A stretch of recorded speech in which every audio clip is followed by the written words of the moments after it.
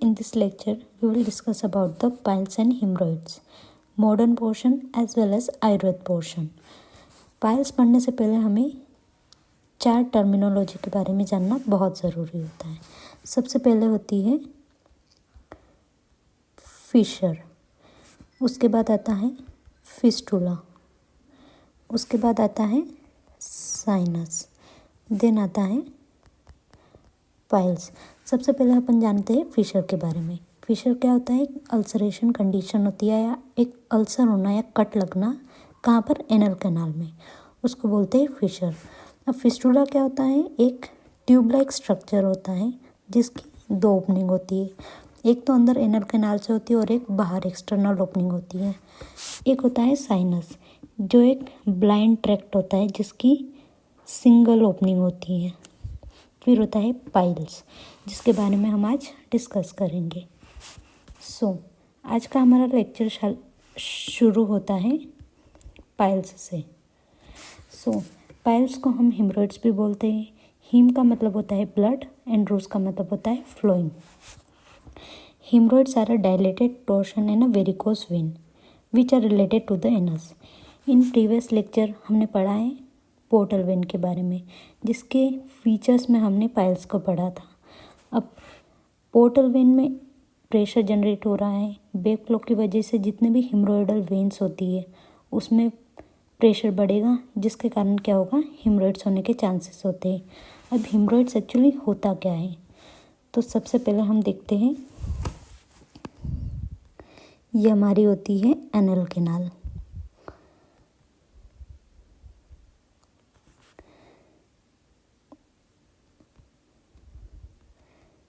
ये हमारी होती है एनल कैनाल.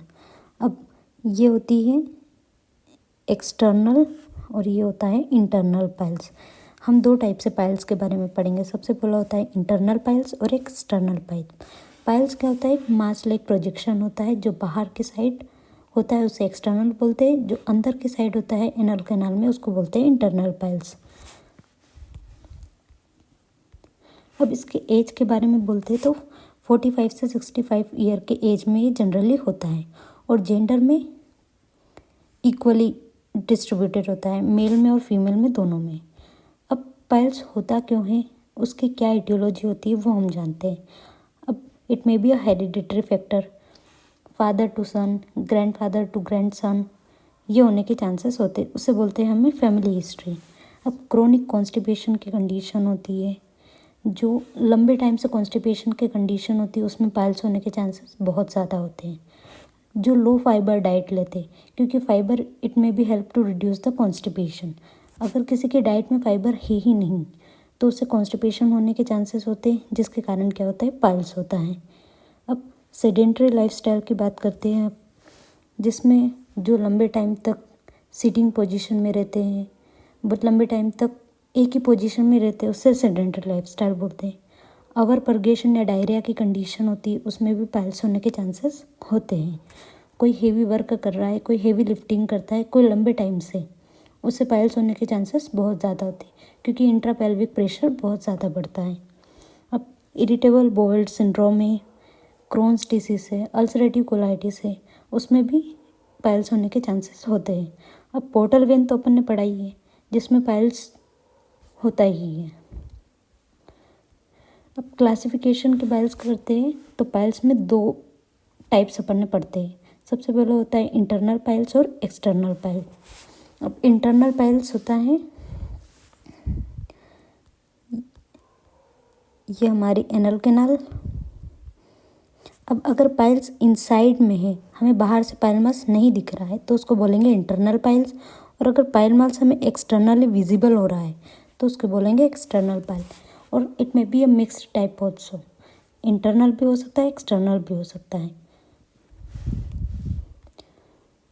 अब पाइल्स की अगर बात करते हैं तो सबसे पहले इसकी डिग्री जानने की बहुत ज़रूरत होती है क्योंकि ट्रीटमेंट में हमें इसकी डिग्री का जानना मस्ट होता है.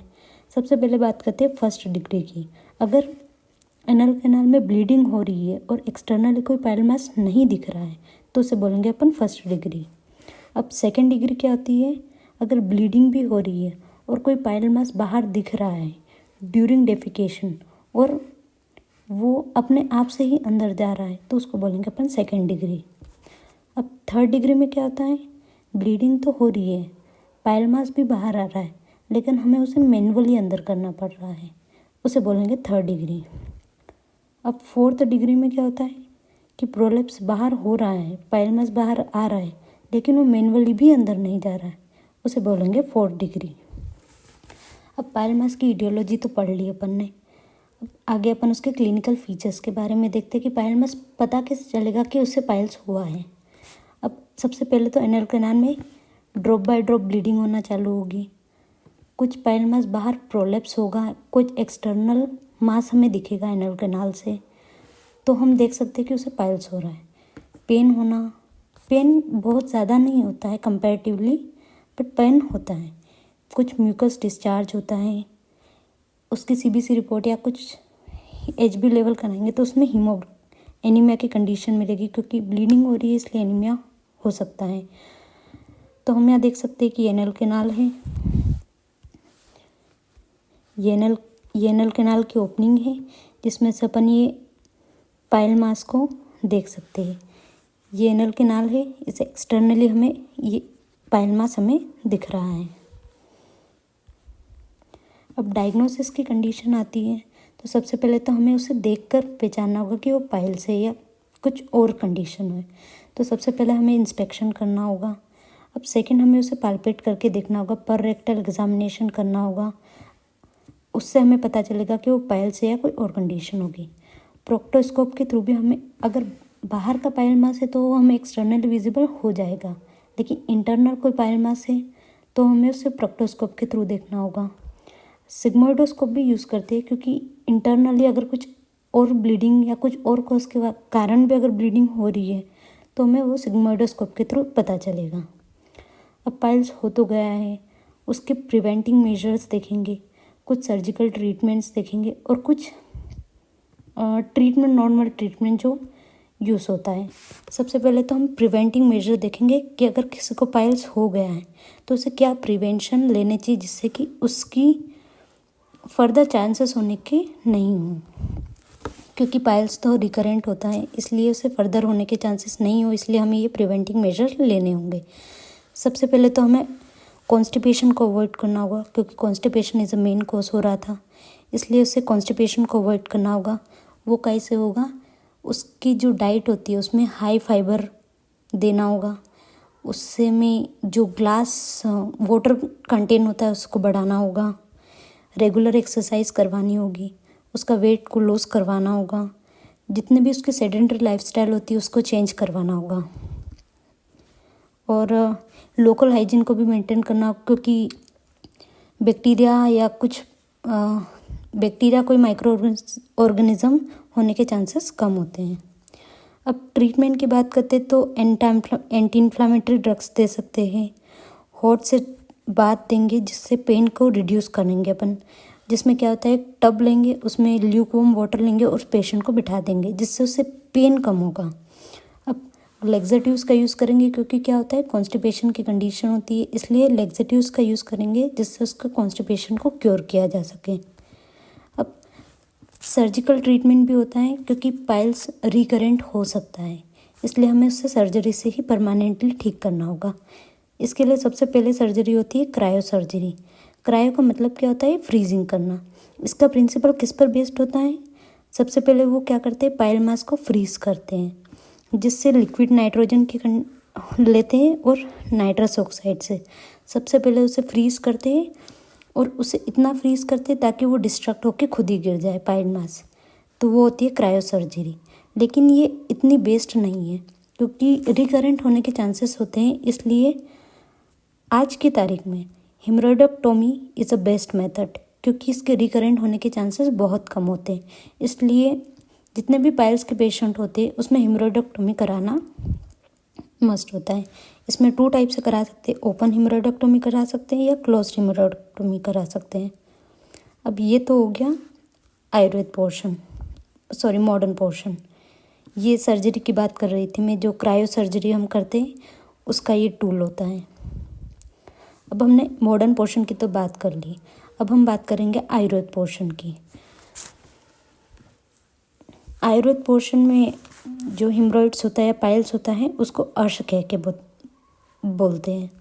अब अरिवती प्राणान शरणति हिनस्ति इति अर्श, जो शत्रु के समान प्राणों को कष्ट दे उसको क्या कहते हैं? अर्श कहते हैं।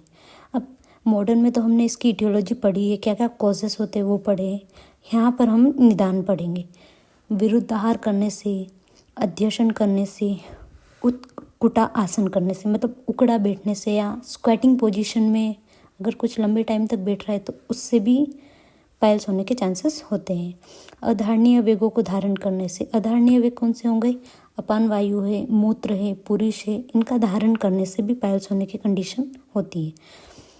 कुछ घोड़े पे या ऊंट पर लंबे देर तक सवारी करने से भी, क्योंकि उसमें प्रेशर बढ़ता है। अब संप्राप्ति की बात करते हैं, मतलब पैथोफिजियोलॉजी की, कि कैसे हो रहा है। तो सबसे पहले निदानों का सेवन किया हमने। निदानों का सेवन किया, जिससे क्या होते हैं? दोष प्रकोपित होते हैं। कौन से दोष हो रहे हैं? त्रिदोष प्रकोपित हो रहे हैं, जो क्या करते हैं? रक्त के साथ प्रधान धमनियों में जाके गुद मार्ग में जाते हैं, क्योंकि इसका मैनिफेस्टेशन कहाँ पर हो रहा है? एनल रीजन में हो रहा है। तो ये जाएंगे कहाँ पे? गुद मार्ग में, जहाँ पे वहाँ की वलियों को दूषित करते हैं। अब ये वलियाँ क्या होती है ये हम देखते हैं। तो सबसे पहले ये हो गया एनल कैनाल।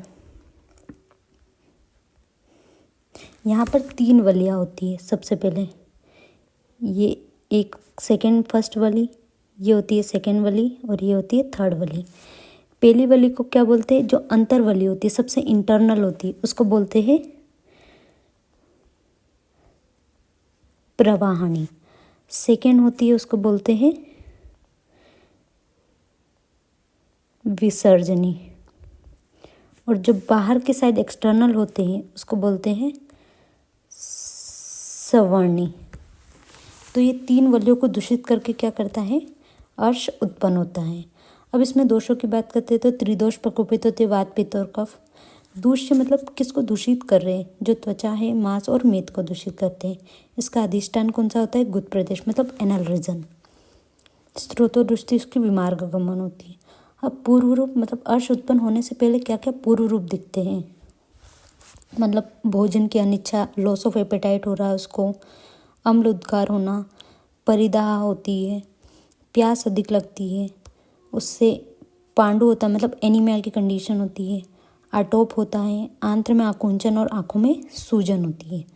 अब भेद की बात करते हैं तो ये एक सर्जिकल टॉपिक होता है, इसलिए सुश्रुत को प्रेफरेंस हमें देना ज़रूरी होता है। तो सुश्रुत ने इसके 6 टाइप बताए हैं: वातज, पित्तज, कफज, सन्निपातज, रक्तज और सहज। और चरक ने इसके 2 टाइप बताए हैं: शुष्क अर्श और आर्द्र अर्श। अब वातज अर्श की बात करते हैं हम, तो उसके निदान और लक्षण।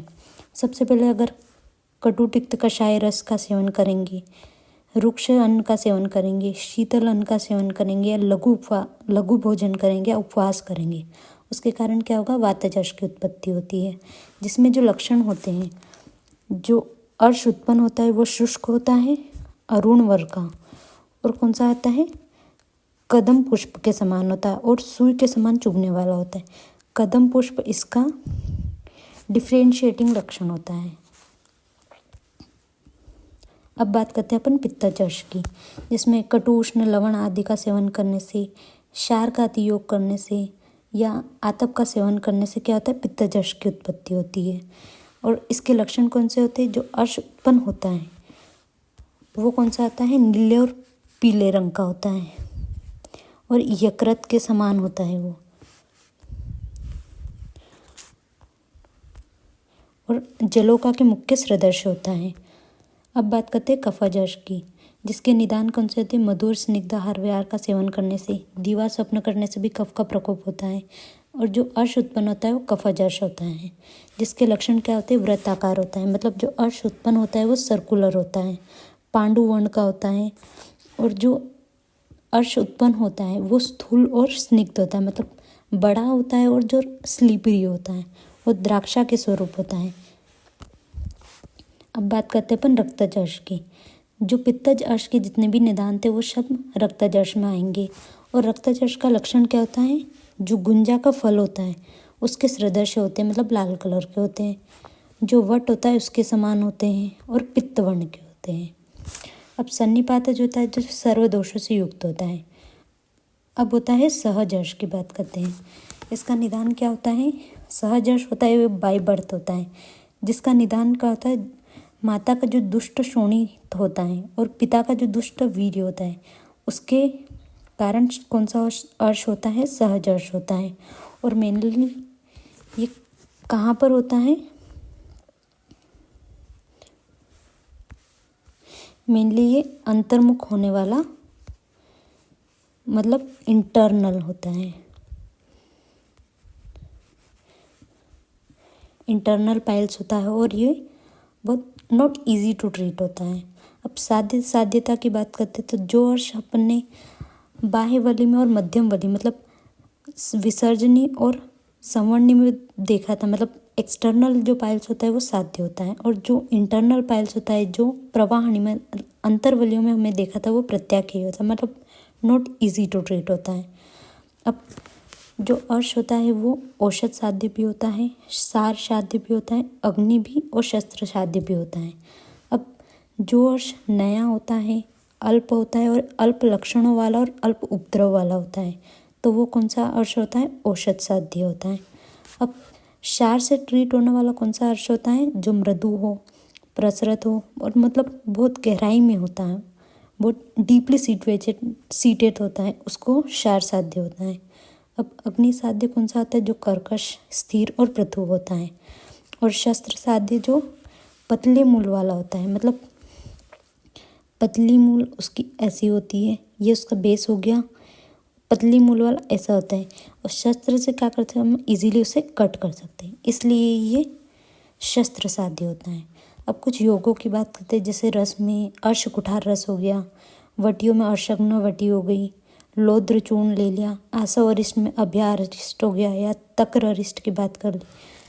तो ये अर्श का बारे में हमने देखा आयुर्वेद पोर्शन, और मॉडर्न में हमने हिमरॉइड्स और पाइल्स के भी देखा, जिसकी डिग्री, इटियोलॉजी, कॉजेस और उसके फीचर्स और उसके ट्रीटमेंट के बारे में देखा। If you like this lecture, so please like this lecture and comment and subscribe to our channel, that's Ayurveda Study. Thank you.